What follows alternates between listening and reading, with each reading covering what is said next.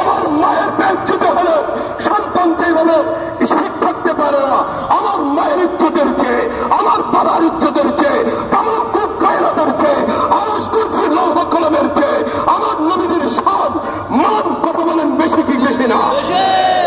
প্রিয় ভাইয়েরা, আমরা সকলে জানি আমার নবীর ইজ্জত, আমার নবীকে ভালোবাসি আমি আমার সন্তানের চেয়ে বেশি, আমি আমাদের পিতামাতার চেয়ে বেশি, এবং কি নিজের জানের চেয়ে বেশি। কথা বলেন ঠিক না?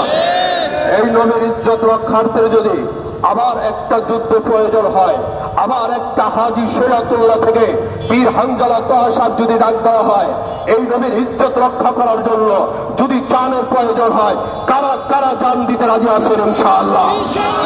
সম্মানিত এলাকাবাসী, নবীর ভালোবাসা আমাদের হৃদয়ের চাইতে বেশি। কথা বলেন ঠিক কিনা?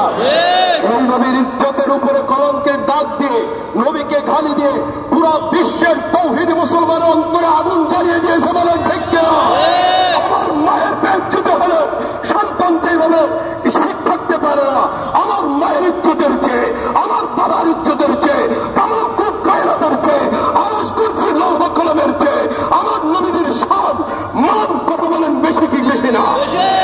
নবীজির সম্মান যদি বেশি হয়ে থাকে, বাংলার কোন কুখ্যাত সন্তান হোক, বাংলার যেই নাস্তিক মোরতাদ হয়ে যাক, যে যেখানে বই আমার নবীকে গালি দিয়েছে, তার একমাত্র দৃষ্টান্তমূলক শাস্তি হলো মৃত্যুদণ্ড। কথা বলো ঠিক কিনা? আল্লাহকে যদি জিজ্ঞাসা করি আপনার বন্ধুকে গালি দিলে বিচার কি হবে, আমার আল্লাহ বলে তাকে হত্যা করতে হবে। নবীর কাছে যদি জিজ্ঞাসা করি আপনার শাল আর চুল মোবারক নিয়ে যদি কেউগুলি কটূক্তি করে, তাহলে আপনার বিধানে কি হবে? নবী বলে তার মৃত্যুদণ্ড হবে। চার মাযহাবের ইমামরা বলে মৃত্যুদণ্ড হবে, চার ইমামরা বলে মৃত্যুদণ্ড হবে। কোন গায়রাতের কোন ফকিহ নাই, কোন ইমাম নাই যে তার মৃত্যুদণ্ডের কথা বাদ দিতে পারে না।